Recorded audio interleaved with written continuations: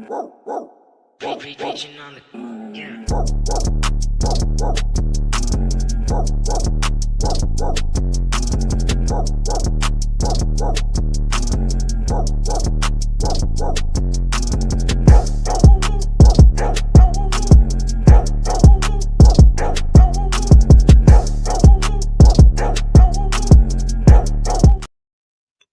What is good, ladies and gentlemen? Welcome back to the one and only Rumboyz Fantasy Network.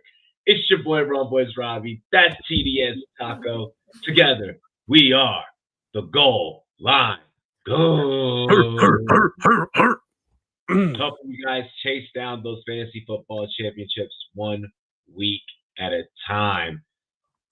My mood after fantasy football last week, I guess I should best describe it as all things balanced perfectly as they should.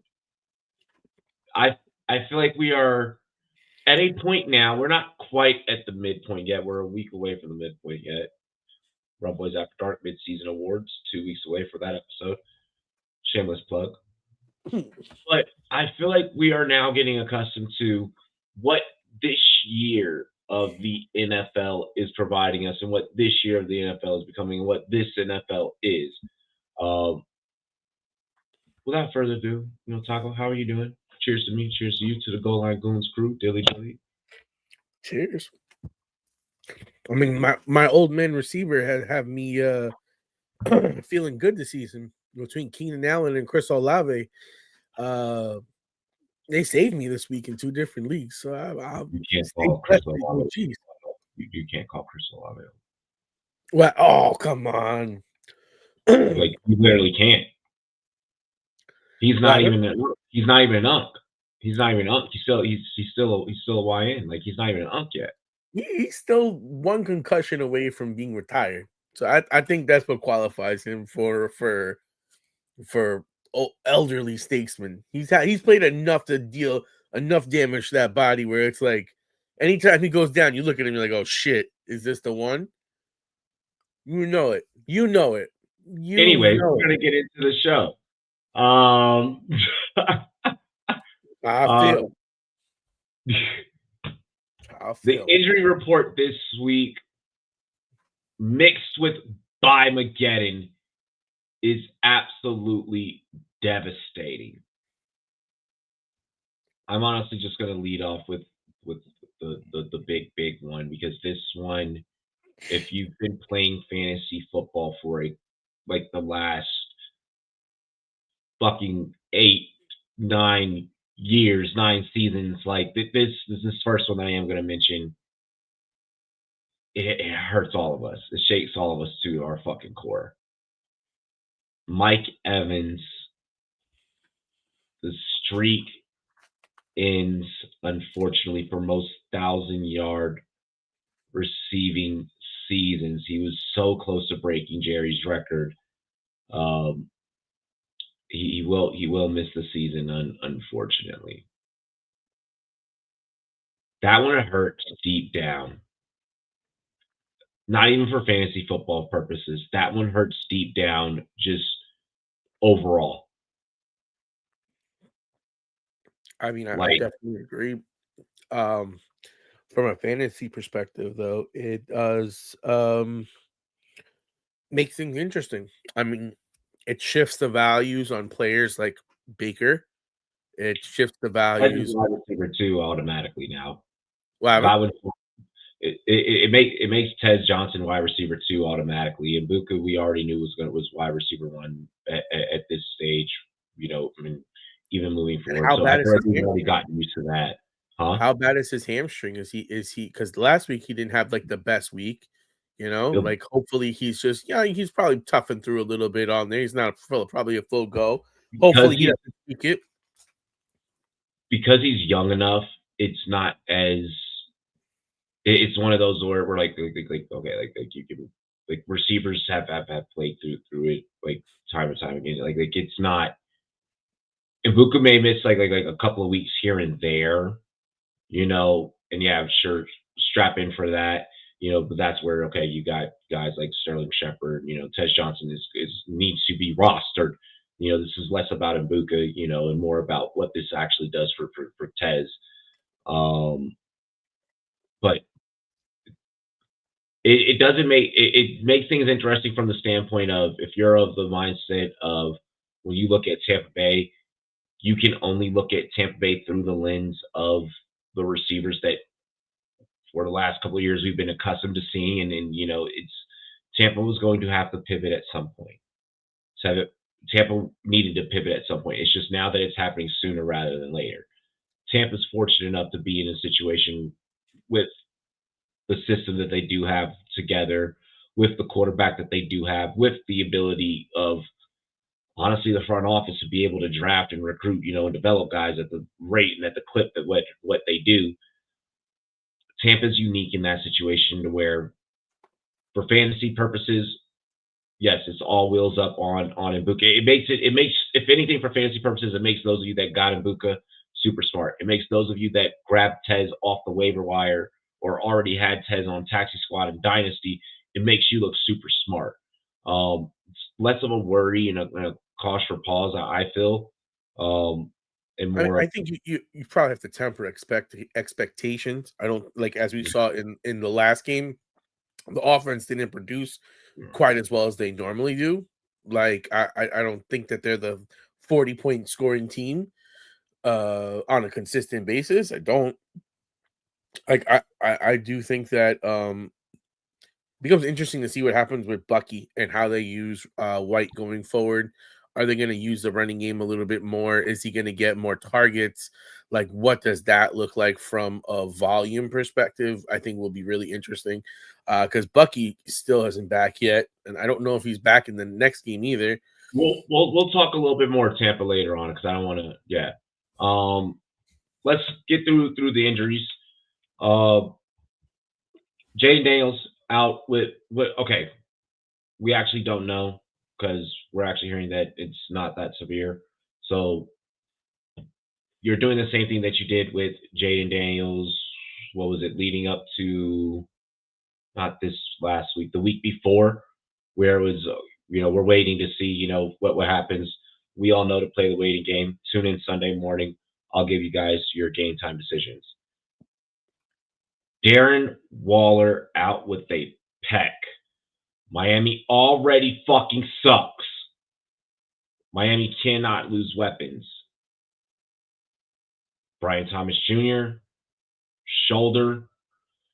Brian Thomas Jr. actually, we saw like in that game, if there was one bright spot about the Jacksonville Jaguars in that game, the 101 yards from Travis Hunter. But, there's that. Keandre Miller. We are going to talk about how to approach this backfield in a couple of moments, so make sure that you stay tuned. If you are a Kamara manager, if you have been rostering or been back and forth with Keandre Miller on and off the waiver wire, we've been mentioning him throughout shows. We're going to address how to go through the Saints moving forward. Michael Penix with an ankle. This may not affect too many of your fantasy football teams. This does affect Drake London. It might affect Bijan a little bit. But, Kyle Pitts, so on and so forth. It's going to affect that Atlanta passing game. We know how this thing looks with Kirk Cousins. We all saw the Netflix special. Netflix, you gotta plug out of me. This one, again, not affecting your fantasy teams so much, but is going to affect the pieces around, and that is Bryce Young going to be out with the ankle. That situation is going to be Andy Dalton. I don't think that is, for some reason, Andy Dalton made Leggett a fucking thing. Is that going to be a thing now with Dalton, or is it the focus still on McMillan? We know they're anxious to fire up Coker, but that's still kind of waiting in the wings. I still say I rely on Ted. I watch this Xavier Leggett situation, but Carolina is interesting with Darnold. Run more Rico, dog. Rico looked like the better running back for sure.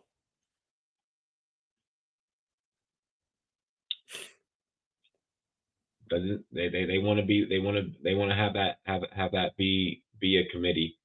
Taco, I feel like all injuries. I was gonna say I feel like they're forcing a little bit too much Chuba, because he did not look like he had it, and that game started getting dicey at the end, and they were just kept running him. I think not with the injuries, but you had mentioned something about Travis Hunter emerging with the Brian Thomas injury. He played full wide receiver snaps. That was something to note. It wasn't like he was like doing 80% or whatever. He played also defense. He played both. He had a couple of snaps, but he played full wide receiver in that game. The full snaps, as they say, which was interesting to me. I don't know if they're starting to focus him a little bit more on wide receiver, and then kind of let the other stuff, trickle down. 87%. Yeah, so it's might be time to see if someone dropped him on your rosters, or in your leagues. No, he's 100% rostered, 100% started. 100% started? I doubt he's 100% started. I doubt it. You have to account because you have to account for how many IDP leagues there are. Even with all the IDP leagues, not everyone here plays an IDP. I'm just gonna go to Yahoo real quick and see. Bro, I'm on Sleeper, where Sleeper has both, where Sleeper houses both, where Sleeper compiles the data for both. Go look. Go on Sleeper and look. I'm not making that up. I'm not making that up. Look, I'll share the screen. Here. I'll save you. I'll save you the. Look, I'm gonna share the fucking screen.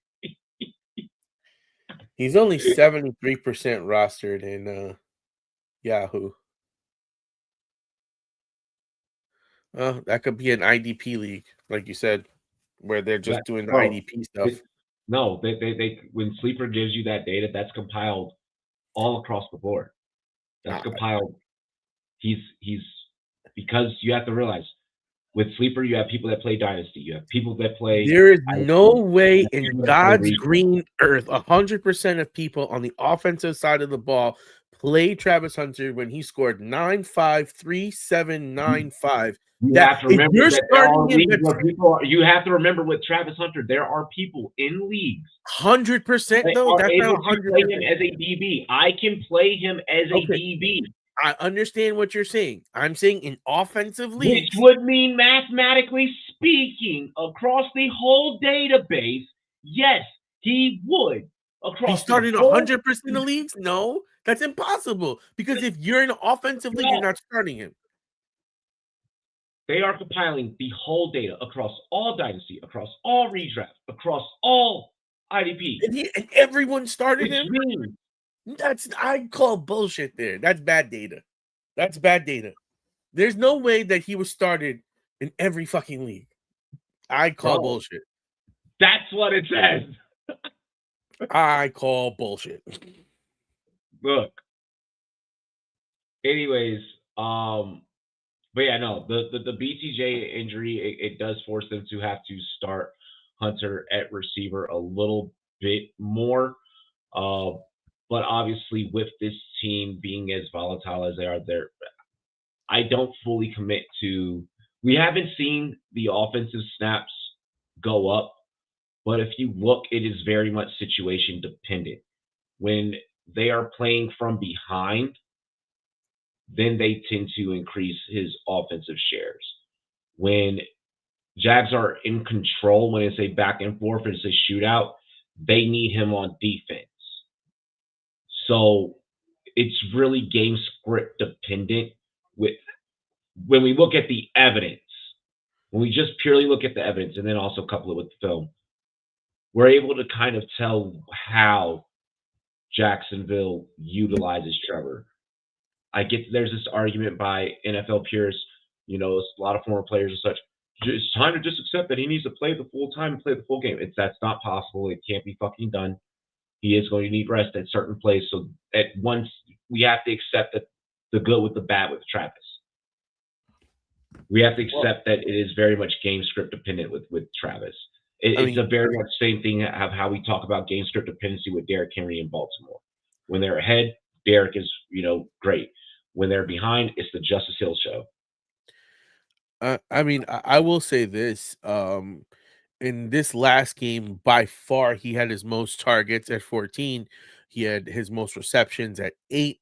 And he had a target on 27% of his pass routes, which is higher than his normal 19%, which all bodes well for him in the offensive side of the ball.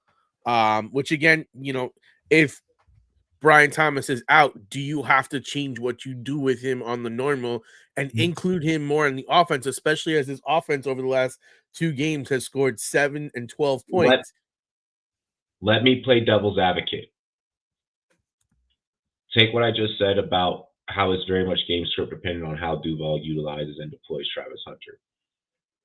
And then also couple that with the fact that there is a chance at last week, and there's a very high chance, and I lean more so towards the high chance. This is not, we all know that I am a huge Travis Hunter, I'm a Travis Hunter guy. Primes boys, those are my boys. With that being said, and with that being stated, there's a very high chance that last week was a fluke. We always talk about international games and how weird shit takes place in international games, so on and so forth. What was last week? An international game. What happened? Weird shit. I mean, the Rams did dominate. Jags were playing from behind. I think that a little bit of that, BTJ did get hurt. I think a lot of that was, you know what? Fuck it. Let's fuck around and find out. Let's try and see if we can get some value out of the kid. He did get his first NFL TD. Well, I will say that with the volume increase and with him doing something with it, gives me more intrigue. With Brian Thomas looking so sus this season, I think it opens up a lane for him to become an alpha by the end of the year as well. I'll say I don't think that I won't say that. I will say this with bye weeks and bye Mageddon. Of course we're going to get into bye weeks. The Jags are on a bye. Was 100% started with the Jags being on with the Jags being on bye this week. As we keep advancing into these bye weeks, there's going to be another major wave of bye weeks coming in a couple of weeks. I'm looking at a guy like Travis from a game theory standpoint. What I preached early in the season of ways that we can utilize Travis Hunter and why it may be good to kind of have Travis Hunter on your roster. If I can get week 7 and I can get week 5, if I can get week 5 or better, if I can get week 5, week 7 type shit out of Travis Hunter, while I have simultaneously, I don't know, let's say, my IDP player has their fucking bye week and all of a sudden, I don't necessarily want to drop someone. You know what? Who am I going to slide in? Oh shit, Travis Hunter, because now I'm getting that offensive explosion. I mean, this is for people that play on Sleeper. We get that ability. If you're playing on Sleeper and you have Travis Hunter, I'm thinking long term here. I'm thinking if this can start becoming consistent play offensively, and then also I'm getting maybe a couple of tackles here, a couple of pass breakups there, a fumble recovery, maybe on top of a sprinkle on top of the offensive play, then I'm kind of now looking at this as I'm looking at this as a skeleton key. I want to see if this can become consistent, but I lean more so on the side of this possibly being a fluke. Well, they have a bye week, thankfully, so we have to find out. Let's get into the bye weeks. So obviously, like I just mentioned, you have the Jacksonville Jaguars on a bye. They desperately need the bye after being international. You got Lions, Raiders, Rams, Cardinals, Seahawks, all on bye. Well, what does this mean? Well, with the Lions, of course, that's going to be no Stafford. With the Lions, that's going to be no Goff. That's going to be no Gibbs, no Monty, no Ahmad, no Laporta. For the Raiders, it's mostly just no Genty. For the Rams, no Stafford, no Williams, no Adams, no Nakua. For the Cardinals, no McBride. Do we think Nakua's coming back after the bye? I'm gonna encapsulate that in a second. With the Cardinals, no McBride, no Marvin Harrison Jr. With the Seattle Seahawks, no Darnold, no Walker, no JSN, no AJ Barner. And you know what? I'm fucking throwing it out there because I keep telling you guys so. No Zach Charbonnet. Yeah, I keep saying that you guys might have to start giving Charbonnet some props. No Charbonnet, and then with the Jags, no ETN, no BTJ, no Hunter. I feel like some people might be getting saved this week from having to be forced to put out some of these guys like Kenneth Walker and BTJ, who they're studs that are playing like duds on a consistent basis.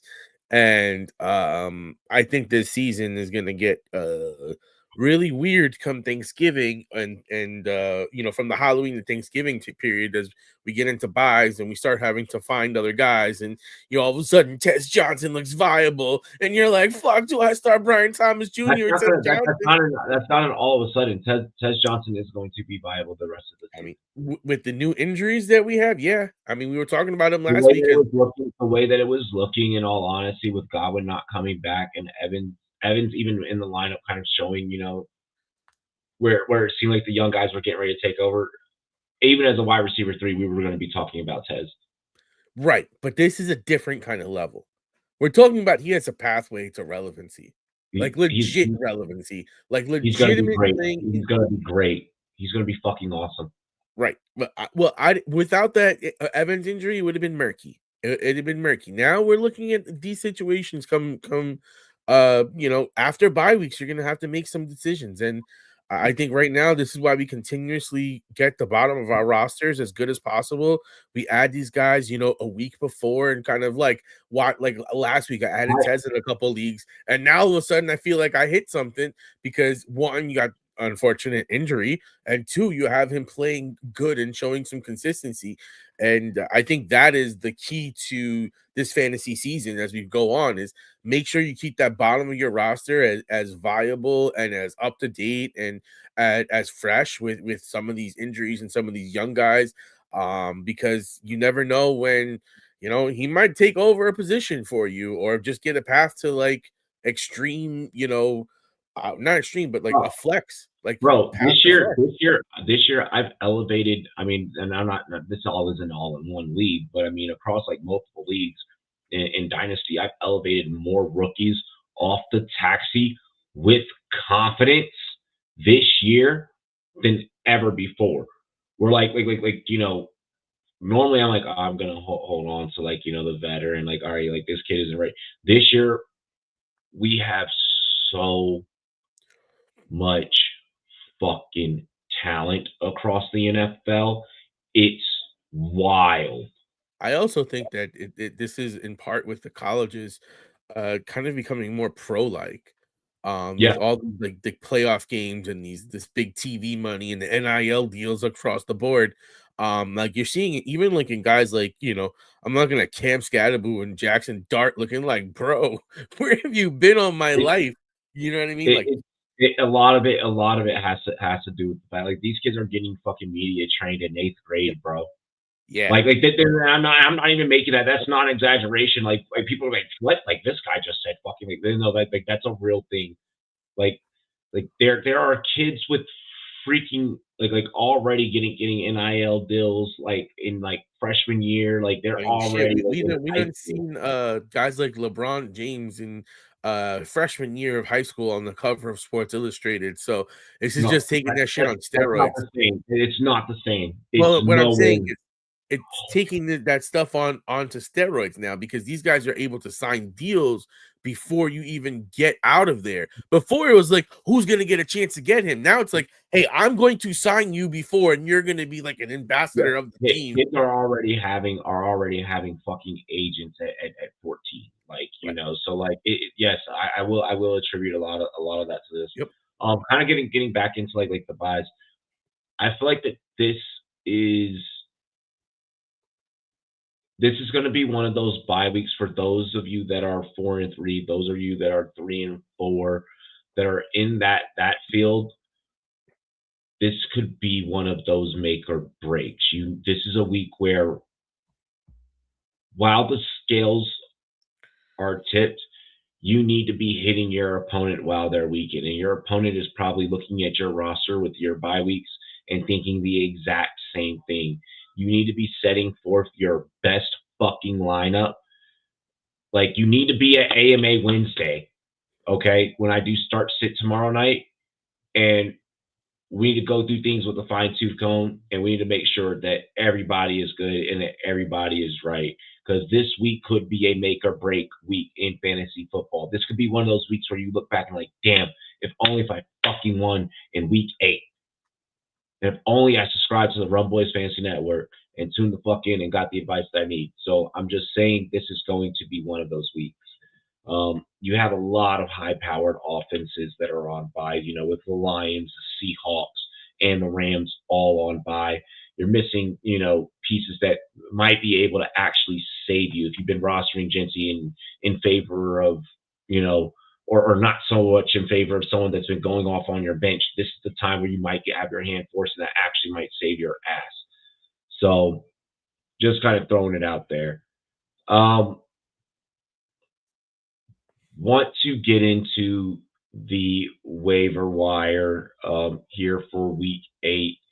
Waiver wire for week 8, 5% owned. We're going to start off with the quarterbacks. The quarterbacks for this week off the waiver wire. The waiver wire this week is worse than last week. We are getting closer. We are approaching, at this point, it should be more about the trades that you're making, because the trade deadline is approaching, and the waiver wire should just be there to be your bottom fillers of your roster. We'll start with the quarterbacks. Jackson Dart, 43% availability, or 43% owned. I'm sorry. Aaron Rodgers, 23% owned. Joe Flacco, 11% owned. Taco. Well, I mean, we were saying that Rodgers could pop off at any time, but Jackson Dart is the guy. If you're sitting there and wondering, should I pick him up? Yes. Yes, you should. Why? Why should you pick him up? He has a safe floor with his rushing abilities. He seemingly has the ability to make plays downfield, and I don't see, especially after the game he just had versus the Broncos. I mean, even though he had that interception late, he played great. It's hard to not envision him as a QB1 going forward. Like, the way that he's able to manufacture things, 1 with his legs and 2 with his arm, and I watched the whole game. Like, the kid is good. Like, he's just good. And he's constantly getting better and elevating his game. Look, 28.3, 29.5, 33.1, 48.9. His fantasy numbers keep getting better. I am riding the Jackson Dart train. I am genuinely trying to figure the fuck out how he's at this given moment, real time numbers, he's only 56% roster on sleeper, 26% started. At this point, I'm willing to run out there and start this kid. At this point, I'm willing to go out there and have him on my roster. Unless you have a quarterback that is without a shadow of a fucking doubt. Unless you have Josh Allen, Mahomes. Well, like it better be that a elite top tier. 12, a hands down top 12. I would say that a you're hands down starting. top like 7. Or, If he's not a or top 7 option, I'm not going that far. I'm not going that far. I'm not going that far because there's justification. You know, if you're a top 12 fantasy QB, you're a fucking top 12 fantasy QB. If I have a top 12 fantasy QB on my roster, I'm gonna start with a consistent hand. You're top 12 because you're consistent. You know, so that's why I'm not gonna do that. But unless if you don't have a top 12 fucking QB, if you're having QB issues, if you're still starting CJ Stroud and you have Jackson Dart, you need to be putting in Jackson Dart. Straight up. Straight up. The Aaron Rodgers situation is interesting. They're definitely getting it done there in Pittsburgh. I feel like it's more so one of those things that's like a safe war. Obviously, if you're not able to get Dart, then you would go Rodgers. Flacco in Cincinnati seems like it could be something, but I want to see more. Like he's going to fizzle out. Like Flacco's going to fizzle out. Flacco will fizzle out mid-November.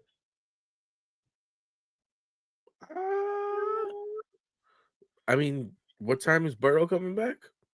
Might be all they need. December 14th is the estimated date. He might get them to the playoffs. Just enough. Just enough. Can they stretch him out just enough? I didn't say that they would lose.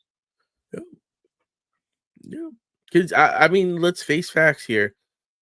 Joe is just a serviceable-ass quarterback. Like, the man could read some defenses, and that's probably, I think, the biggest problem with a lot of these kids is they don't, or some of them, they just don't read the defense. And it gets difficult for them when like, I look at a guy like Justin Fields. I mean, there's a lot of problems there now. You know, he looked great, and all of a sudden it's just like, dude, what the fuck? But yeah, you know, I'm very excited. Well, being that we're still on the quarterbacks, we'll talk about the Justin Fields situation really quick. Justin Fields benched, obviously, for Tyrod Taylor. I'm not going out there and getting Tyrod Taylor in any leagues or anything in any situation. But I mean, with that being said and stated, my gosh, like I hate to say I told you so, but I've been waiting to see you all week. Just say I told you so.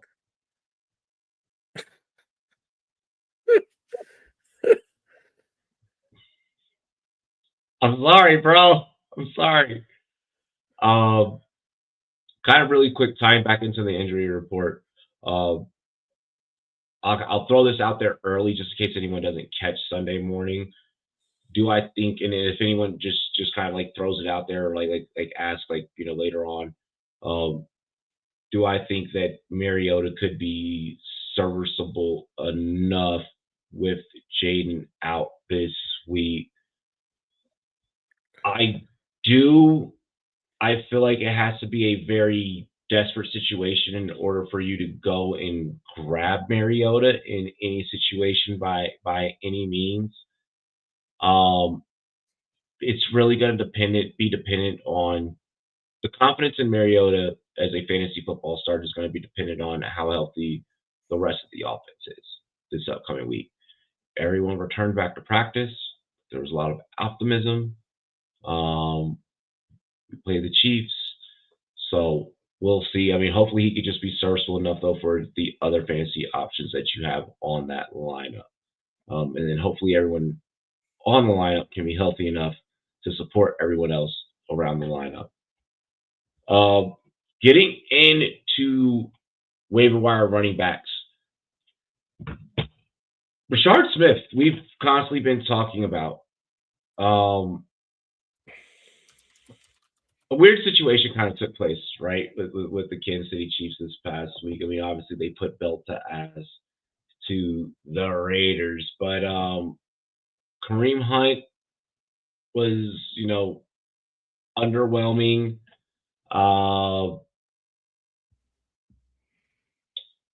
It's what do we think? What do we think? Like I mean Smith, yeah, I agree. Smith fastest running back.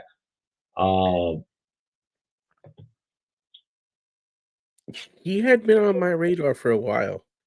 The main reason why is his involvement in the passing game. Since week 4, he's seen 4 targets, 3 targets, 4 targets, 5 targets. Never having less than 3 catches, and about 20 yards receiving. So in this kind of landscape, that's someone that catches your eye. But with him getting his by far most rushing attempts, it makes things interesting. My question is, how often do they go to this? Going forward, is it a one-time thing? Like this is the tricky part about spending fab and taking risks with minimal coach input and a trade deadline looming where they easily be considered one of the top teams that you figure might trade for a running back. So from a fab standpoint, I think it's difficult to assess how much you should put on a guy like Brashard Smith, but he is a guy that I have been mentioning for the past couple of weeks to kind of stash, because this was something that was a possibility. So I like it. At cost, I'm willing to get in on it.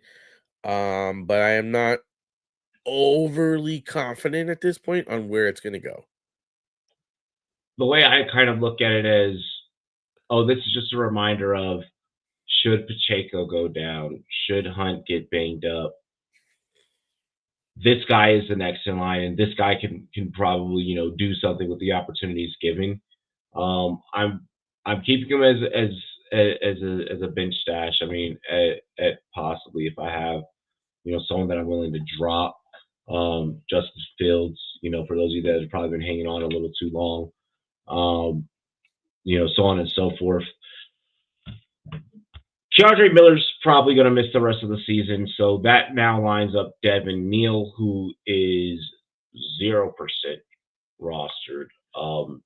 Devin Neal, kind of like an interesting situation here, right? I mean, because a lot of hype. Well, not I wanted to say a lot of hype, but kind of had some hype heading in to this season. I like this as someone that I have been stashing. Great flashes at Kansas. It's a season-ending ACL. Kamara's is okay, but this is the handcuff for Kamara now, and this is probably going to be the direction that we could see the Saints go. Kind of maybe rest of the season. He didn't get on the field a whole lot last week, but I could see him maybe getting some burn here in the weeks to come. If you're desperate with buys, maybe worth grabbing Neal as just a quick flyby. Yeah, I know a lot of people that are just desperate for running back at this point as well. The season has been fucking brutal. He went from So when I originally wrote the show sheet, he went from 0% to 4% in a day. So that's like a solid uptick. So people immediately were like, "Go." I mean, volume is the name of the game, right? And he's the next man up. Kyle Monangai. Kyle Monangai is interesting. He's rostered in 6% of leagues, so I mean, you can probably grab him. Monangai is interesting just because it's like every time we see him touch the ball, it's like something is about to happen. It doesn't quite matriculate for fantasy yet. They're putting him out there on the field. We're getting the looks. I like it as a stash. Did score a touchdown. Did score his first NFL TD. They look to play Baltimore. We'll see if Baltimore can get back on track. He's rostered in 13% of leagues, RB47 on the season. I kind of like it as a stat. Yeah.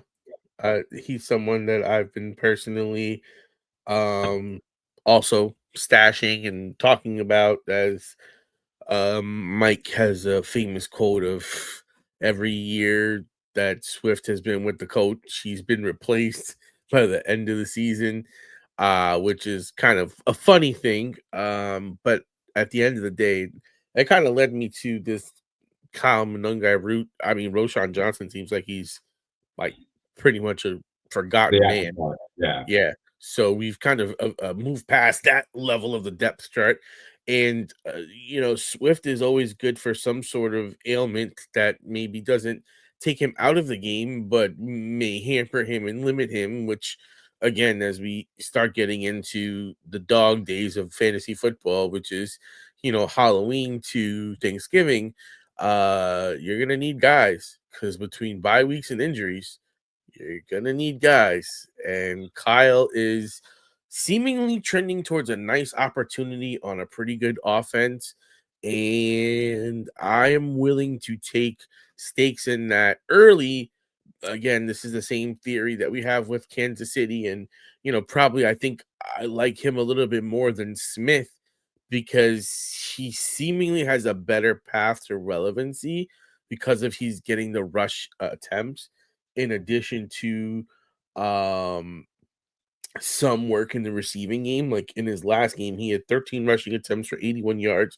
So he produced a lot better on virtually the same amount of carries that Smith had.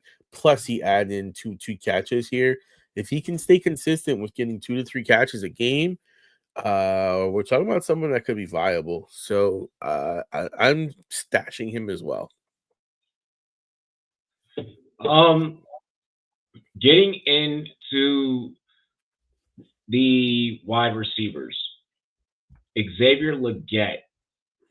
So we kind of, talked about this a little bit. Xavier Legette, he's rostered in about anywhere between 14 to 18% of leagues, depending on where you're looking around at.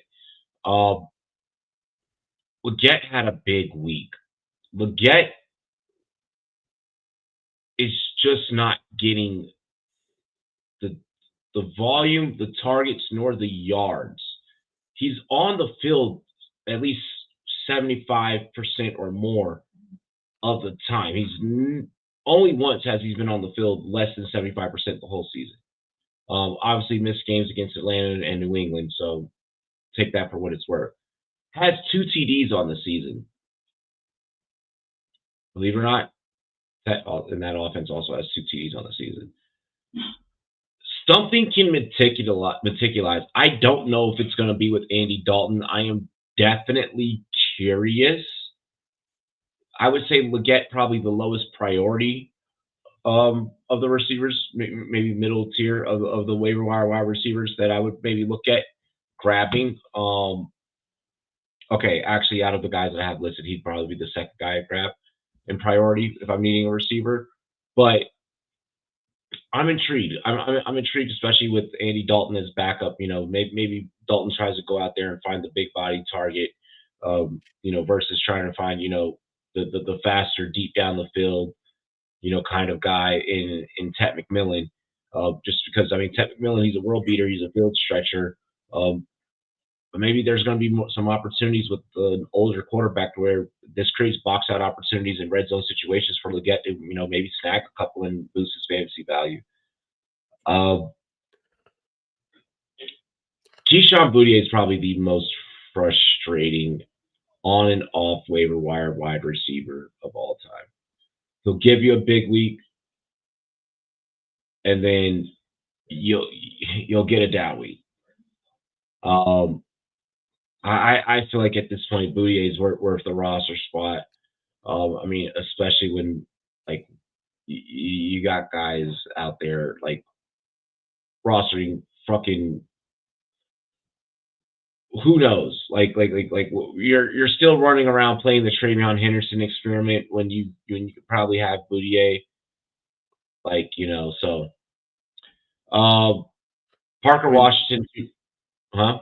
I was gonna say, to me, he's the most interesting wide receiver that we have on the list. early on, he showed some rapport, and then he went on a downward streak and seemingly what looked like Diggs' uptick. Now it's seeming like we're getting a reversal back to what we were seeing in the beginning, which to me seems like he has a better pathway to higher end relevancy. It was still 13.5 fantasy points. I mean, granted, a big piece of that was boosted by a touchdown, but I mean, I need to see more. It's definitely a boom or bust type of play when it comes to Keyshawn. Pitts or Fannin. Also, KC or Falcons. Drop Algier for Dobbs. Thanks. I would drop the Algier for Dobbs. I'm really loving the Falcons this week, and I feel like I would play with Pitts if it's Penix. Sure. If it's with it not being Penix this week and likely being Cousins, I'm going Fannin. Bob, thank you. I hope that you're subscribed to the channel. Hit that like button for us too, please. We appreciate you. Taco, anything differently you would do with that one?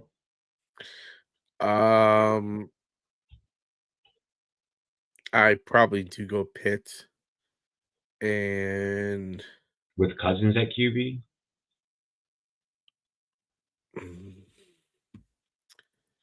That Kirk Cousins is a son of a bitch, isn't he? He really fucked up by Kyle Pitts. That does scare me. Hold on, let me just see something about Fannin. I know he's been super solid so far, Fannin. I mean, Fannin didn't really get to showcase last week just because, like, we thought that was going to be the breakout week for Fannin, but I mean, Judkins just took over with 3 touchdowns. But I mean, still, 11.6 last week in what should have been his breakout game. I think he'll have a pretty decent game against New England.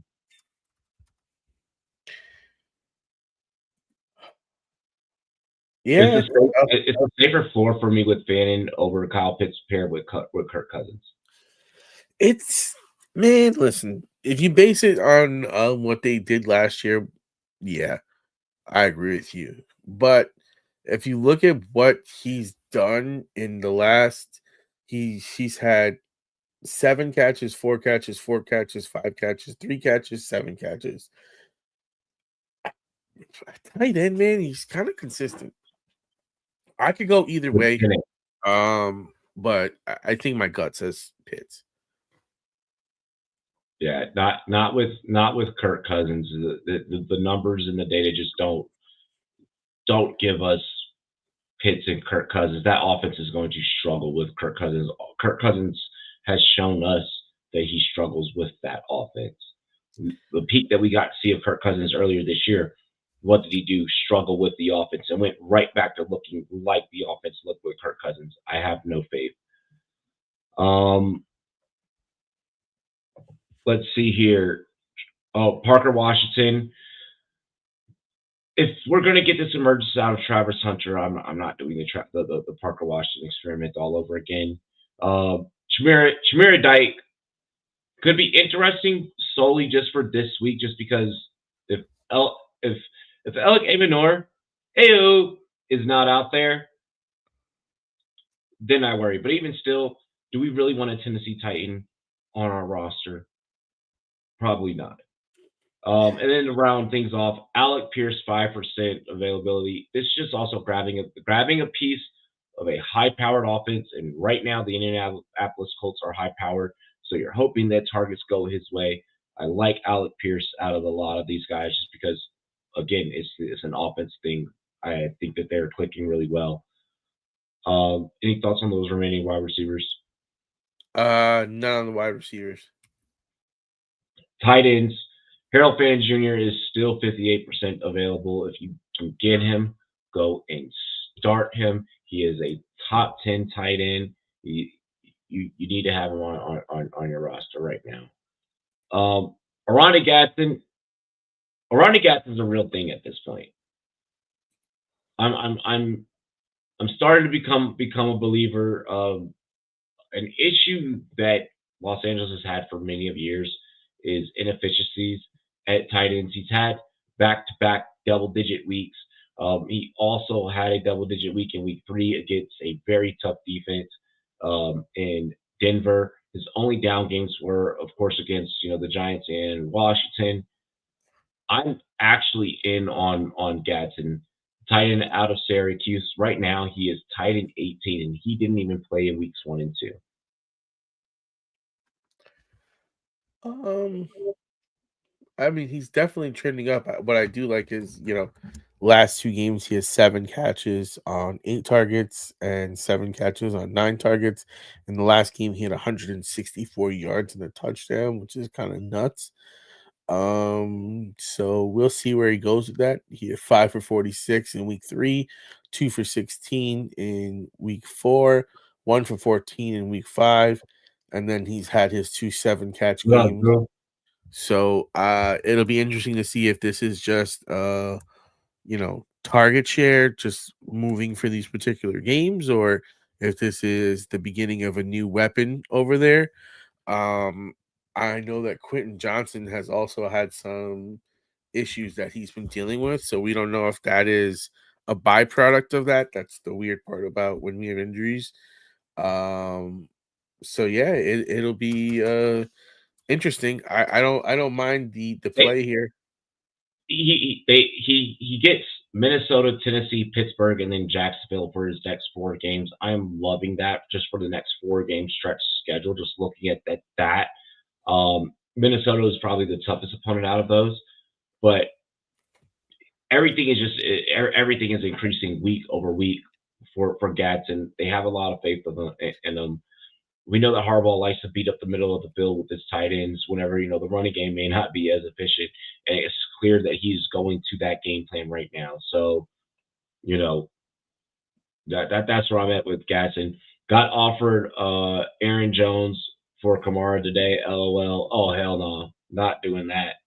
Aaron Jones is cleared by the way, and is going to be good to go. I know some people rage dropped him, so go out there and get him.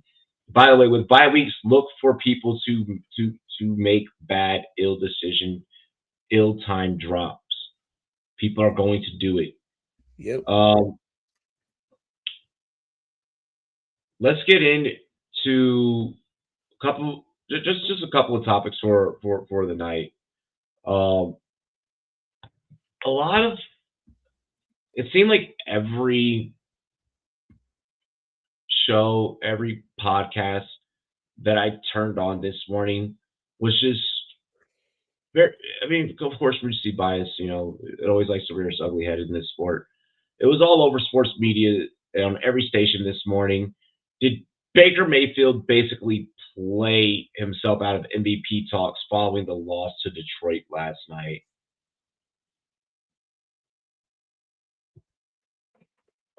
Gasset for Sharp, if they're willing to do that. If they do that, they're dumb. I would have to drop either Mason Taylor or Waller to make the trade. Don't do it. Don't do it. If that person's probably not going to trade away a running back for a tight end, bro. I'm telling you straight up, they'd be dumb as hell to do that. He's 100% going to do it. Oh my gosh. Well, then I would be dropping Mason Taylor. What up, Frizz? Yeah, it would be Mason Taylor gone easy or Waller gone. Either one can go. It doesn't matter.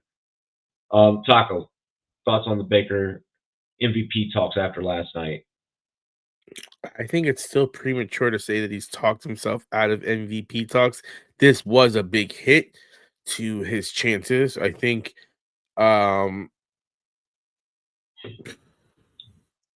is Danny Dimes right now the leader in the clubhouse?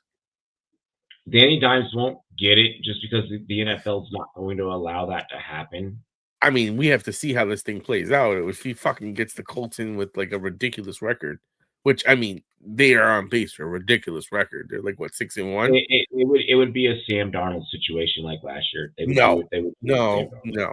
If this kid has them like at 14, what is it? If he has them with 2 or 3 losses and the number 1 seed in the AFC, how do you not give it to him?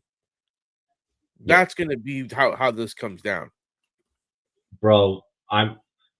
When it comes to NFL honors and NFL awards, this shit's a popularity contest. They're not going to do it. Like that just won't happen. Like it just won't be a thing. They'll give him comeback player. They won't do that. They won't give him MVP. We'll see. Yeah, I think it's Baker. Here's my thing. I feel like everyone overreacting just because of one game, especially a game with the emotions that it had. And let's be honest, the officiating that it was bullshit. Tampa still had an opportunity to still come back. It ain't like, Detroit absolutely opened up a can of whoop ass, needed a couple of bad decisions, kind of sway their way. For me, it's still Baker, and Baker's still balling out. This is the NFL. You're going to have a fucking bad game. You look at every NFL MVP season, we just look at the fact that they're an MVP, and then we forget, the bad games they had during that season. Every player has bad games, so I'm not faulting Baker for that. Which running back do you like the most off of waivers this week? I got a free bench spot. I got Kyle Monangai and Spears already. Being that you already have those guys, you probably don't have to go and if anything, you would grab Devin Neal and make sure that no one else can have him. I low-key like Spears as someone that I've been adding and probably going to start next week because I'm desperate at running back. But like to keep it real with you, I would much rather. I don't think that Neal is going to make big enough of an impact, even with Keandre Miller being out, to where you need to maybe go and grab Neal. Atlanta's out there on defense. Atlanta's going to put up fucking points this weekend. I don't give a damn if you're already set on defense. Do not let your opponent have them. Like this week, I'm coming into this week with the bye weeks and everything, and I'm treating the waiver wire. I'm like, what's of value that you need? And I'm trying to take that away from my opponent. That's my approach, is what do you need and how do I keep that away from you? Or what can you use against me and how can I keep it away from you? That's the game that I'm playing this week with Mageddon simultaneously happening. Because I want to leave zero opportunity for my opponent to get any fucking piece to beat me. Who is droppable at this point? Tucker, Bourne, Mason Taylor, Waller, even Stroud. Tucker should have been gone. Yeah, Tucker should have been gone. Out of all of those, that's the one that should have been gone first.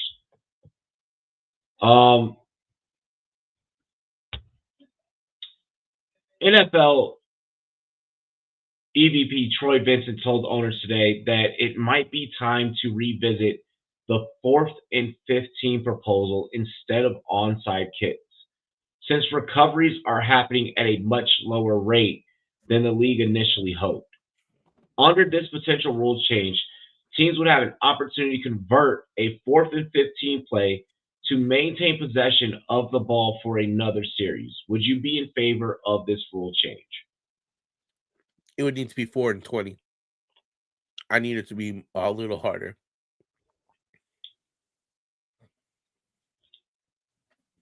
Four and 20? Because 4 and 15, I feel like is like doable. 4-15. 4-15 is already hard enough. 4 and 15, I look at teams like the Chiefs, and they're like, you got this. I need to be 4 and 20. Like, you got to fucking ball, bro. 4th and 15 is also within the guidelines of pretty much any other like rule and fraction or back so for 4th and 15. I'm with it. I'd be with it if we're going to get rid of the onside kick. I think there's advantages to the onside kick. I think they're strategic, especially if you have a kicker that can do it, and that's what makes it unique. If you have a kicker that can, make that thing bounce and then roll back the right way, but it sucks for the defense, bro. Man, you just take the lead. Now they're going to do an onside kick for 4 and 15. They got the momentum. Your defense is gassed. Like, especially if you get because you're on defense, you just gave up a touchdown drive, and now you have to go back out there for a 4 and 15. Like, your defense doesn't get any extra time off there. I need it to be a little bit harder. These are pros. This isn't like other levels where these are skilled ass players and they know what they can do. So again, I'm interested, but I want it to be harder because I think some of these best offensive teams, the Lions, the Eagles, the Chiefs, they're gonna hit that. And I think they'll hit it too high. Like I don't want them hitting it 10%. That's ridiculous. Out of that group, I would Imagine say the Super Bowl, like the dude comes down, throws a touchdown, then all of a sudden they get a 4 and 15 onside kick and they throw it for like 30 yards and now they have the ball back. You're like, oh my God, like really? Like Mahomes just balling and you want to play keep away and you can't because the onside kick is now Magic Mahomes, and he escapes from a sack on 4th and 15 and throws it and they get the conversion. Yeah, come on. We know how this is storybook, bro. So first off, it favors teams that have the caliber of talent to be able to have a situation on a 4th and 15, even to your point, which is asinine, of a 4th and 20. I think that there are more strategic advantages to keeping the onside kick personally, because again, there's something to say if you have a kicker, and then also if you have a special teams unit, they can go out there and get it. Now also there's something to say if you have a defensive unit, because we have some defensive units to where that can fuck up the whole thing. I don't want a game. I already don't like blowouts.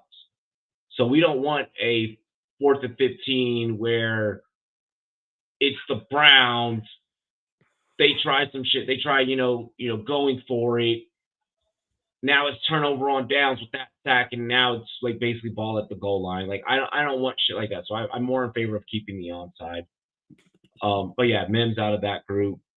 Yes, I would grab Falcons and play keep away in your scenario, Frizz. All right, here's a better question. How do they make onside kicks easier? Like where they can convert more? You can't make it easier because then you make it unsafe. Also, I got Chiefs defense this week. They play Washington, or I could try and pick up Buffalo, Tampa, Cincy, Chargers. Just play the Chiefs, bro. Like if it's gonna be okay, I'd play if it's Buffalo. going to be Mariota, you play the Chiefs. Right now, we don't have enough information to know if it's going to be Mariota. Buffalo's playing Carolina, I think.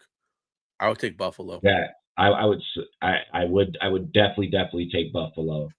Actually, yeah, just avoid the weird shit with fucking KC, possibly even. You're getting Andy Dalton.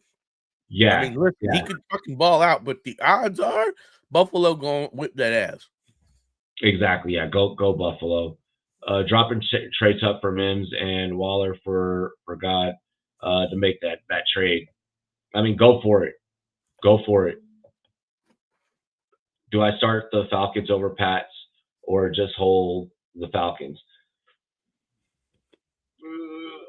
I'm starting the Falcons this weekend, and I'm starting them with confidence. I don't care if it's Quinn Ewers, but you also have New England against Cleveland. It's a wash, bro. You can start either one, and you're going to come out on top. I would probably start New England over Cleveland. Judkins isn't doing that same thing again. Judkins did that against Tennessee. Judkins is not doing that against. Or I'm sorry, Judkins did that, or whoever the fuck they did it against last week.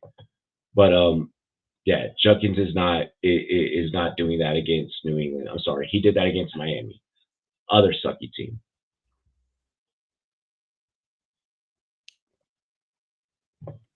And Dylan Gabriel ain't shit. Like Dylan Gabriel's going to fucking throw a pick. I'm guaranteeing Dylan Gabriel's going to throw a pick in that game. You're solid.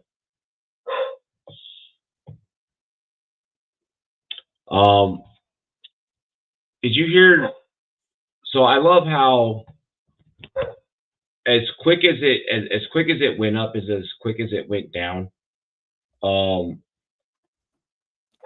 There was a rumor for like 6 hours, like 4 hours, that the Raiders were probably going to list Max Crosby for trade to the Dallas Cowboys. Immediately got shut down. Dinner was just had. The Raiders confirmed to Max, you're fucking staying here. You're not going anywhere. Thoughts on the situation? It just seems like Dallas always gets their fucking in-season hopes up to just kind of always have them fall apart. I mean, listen, Jerry Jones is the king of like media and shit. And talking about the Cowboys is what he wants people to do. So of course, after you lose a guy like Micah Parsons, you're gonna wanna create some rumors around some of the top, pass rushers that you could possibly get. So it's par of the course. I don't see a reason for Oakland to ever move him because you have to sell tickets, and he is a ticket mover. It's much like Myles Garrett with the Browns. Like there are people that like defense. People like to sit there and watch your guy that can get to the quarterback. I love how I don't even know where the rumor got drummed up from. Me seeing it today on my feed, as soon as I saw it, I was like, that's not going to happen. 4 hours later, Raiders just had dinner with Crosby. It's not happening. They confirmed it to his face. Like, bro, to see the hopes and then immediately be deflated, it's like, fuck yeah. Needed to get our lick back. I just need to bring that up really quick, just for the fuck of it. I need to make myself feel better about them beating us. I want to bring up the Carolina backfield really quick because we kind of started talking about it earlier, but I kind of paused it. It's looking like it's going to be close to a 50-50 timeshare. We're just going to call it a 50-50 timeshare. Hubbard had 54%. Rico had 46%. Hubbard had 14 attempts. Rico had 17 in between the tackles. Of course, things rebalanced out, in the receiving game with Hubbard getting 3 targets, hauling in 2, and then Rico being 2 for 1. Neither back had a touchdown. Rico had 14.6 for fantasy purposes, just like a little bit more than Chuba, who had 10.5. First off, shout outs to me for telling everyone to sell high on Rico when they could. Thoughts on this backfield moving forward? I don't know how I feel about being excited about dealing Rico yet, because he looked like the better back. He was getting good yards, and I do see this as a pathway where if it keeps up, like now we got to see what happens with Chuba, but Chuba wasn't looking that great before. He wasn't looking that great now. If he keeps that up, it's going to be hard for him to fend off Rico, who is biting off runs at large clips. And Chuba was RB13 before the injury. Oh, Chuba was RB13 before the injury. Well, he didn't look that great in the last game. Now again, he's just getting back, so we got to see how well he comes back and how much he gets adjusted. But he missed 2 games, 57, 10 for 38. He dropped from RB13 in the 2 games that he missed to RB33. Yeah, I mean, in 1 point PPR, he had 17, 18, 9, 9, out 7. Now he gets consistent work in the passing game. I don't think he totally goes away, but I can see him being around a 10 carry back by the end of the season or less, if Rico keeps up at this pace that he's at. Because the way Rico's running the ball, it's going to be hard for anyone to fend him off. Like, Rico just looks that good right now. I'll be honest. Carolina backed themselves into a corner. And I knew that this was going to happen, which is a big reason why I was like, you need to be selling high on Rico right now. If you have Rico, if you pick him up on waivers, trade him. Convince the other person that, hey, no, Rico's going to stay, so on and so forth. With that being said and stated, with the remaining schedule, Buffalo, Green Bay, New Orleans, you catch a break. You got a divisional opponents in New Orleans and Atlanta, but you kind of catch a break with New Orleans. New Orleans is weird. New Orleans kind of has something there. San Fran, Rams, and you get a bye in week 14. Week 14 is championships, roundabout championships, like semis. First off, do you really want to be rostering this fucking backfield once you get to that point? No, you don't want to be holding them back at that point. 2, given the rest of that schedule, that's not enough games for either of these two in a 50-50 time split to really one for breakaway from the other. You're relying on an injury to happen again to one or the other in order for them to be fantasy viable. The 2 games from Rico were a fluke. It was great while it lasted. Hubbard was already dominating. Don't forget what someone had done for you. He was already dominating. They're not going to just easily shy away from it. It's going to take Hubbard or Dowdle to flat out run away with the RB1 job with the opportunities that he is given and work Hubbard back out of his role. Rico ain't built like that. And we kind of already know that. So that's my thing, about Rico. Rico's breaking the Charlotte sports curse. Too good to be true. Yeah. There has been on guy, Brashard, Isaiah Davis, and Jerry McNichols on it as well, but I'm assuming those first 2 will be gone. I mean, I'd rather have you want Sharp over them. Sometimes at this point, I'm going to be completely honest. At this point, the waiver wire is just to fix Band-Aids at this point in the season. We may get a couple players that are going to really pop off, and it'll be because of injuries. But a lot of guys have already dumpster dived through the waiver wire and gotten a lot of key pieces that are going to be fantasy viable. Between now and your league's trade deadline is what's going to be best to help you really improve your roster. And the trades that you're going to want to be making are really only, without a shadow of a doubt, trades that are it is bettering or tweaking your roster for the better. With that being said, you're going to be wanting Sharp over any of those guys. I do like Devin Neal. I'm also not a fan of Tyrone Tracy, but I do like Devin Neal over. I won't say over both of those. Rashard Smith is just interesting just because of how he inserts immediately into that offense. Should anything happen to Pacheco or Hunt. Yeah, exactly. Yeah. See, Brashard. With Brashard, the second one of them goes down, you know what it is. With Neal, it's going to be interesting to see how they work him in. Is he just going to immediately insert into Keandre's role, or are they going to try and revert back to this heavy Kamara with Taysom Hill sprinkled in? The play calling for the backfield of New Orleans is too unpredictable. They don't exactly like to succeed carries to the backup running back too much. They're just not ready to move on. New Orleans sucks at moving on from players. New Orleans sucks at moving on from players. I need to see Devin Neal just be shot out of a cannon on a big run and put up fucking big numbers. I need to play. Actually, I need more than just a play. I can't just have a fluke play. Be yep, he's arrived. I need a couple of games of just stable floor from him. New Orleans is weird. And they're too unpredictable with their play calling for me to just go and get Devin Neal now. I agree. The only consistent you have there is Chris Olave,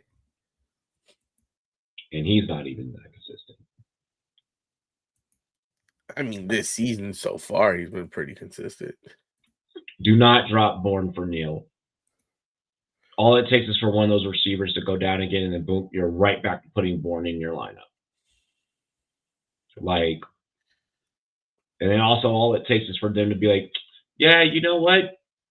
we're gonna rock with Mac for a couple more games. Like Purdy, you can keep resting because the 49ers are the type of organization to do some shit like that. We paid you. We want to win games. You want to hear 2 crazy stats right now? Chris Olave is wide receiver 9 and Devontae Smith is wide receiver 11. Fucking nuts. Devontae, because he had a big game. Yeah, he had a big coming out party this week. That's the thing. Well, he has 3 games of 19. Well, he's given 19 of 20 and of 33. He has 3 games where he's blown up. Yeah, it's hopefully Philadelphia has figured out their offensive woes. They're going to be interesting. They're going to be interesting here down the stretch. They face the Giants and they go on bye, but then coming off a bye, I mean, it's Green Bay, Detroit, Dallas, Chicago, Chargers, Raiders. Washington hopefully is healthy by then. Buffalo and then Washington to close out. That end of fucking season schedule for them is fuck.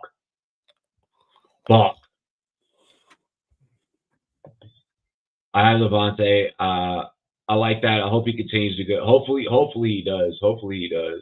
Because yeah, I actually have him on a couple of fantasy rosters as well too. Other than that, anything that you want to round out with? I have nothing.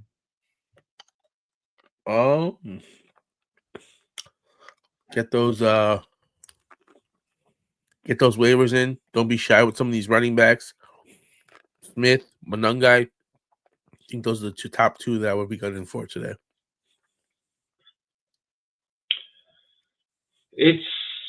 It's going to be interesting at running back for damn sure on the waiver wire. I'm not going out there and doing nothing crazy. I'm not doing anything crazy, to be honest. Other than that, greatly appreciate y'all. Let's see here. I'm starting Devontae Diggs and Shakir this week because of buys. Not great, but hopefully one will go up. That's, bro, we were just saying at the beginning of the show, the bye weeks might actually end up helping a lot of people this week because a lot of people are going to be forced into situations that are going to make them uncomfortable, but might end up helping them actually go out there and win their league and win their week. So, we'll see. Hopefully Bucky gets announced back this week. Probably not because they have their bye coming up in week 9, but please, just please bring him back somehow, some way. All right, y'all. Cheers to me. Cheers to you, all the Rumboys and girls. What to do? We outie. Dilly. Region on the yeah.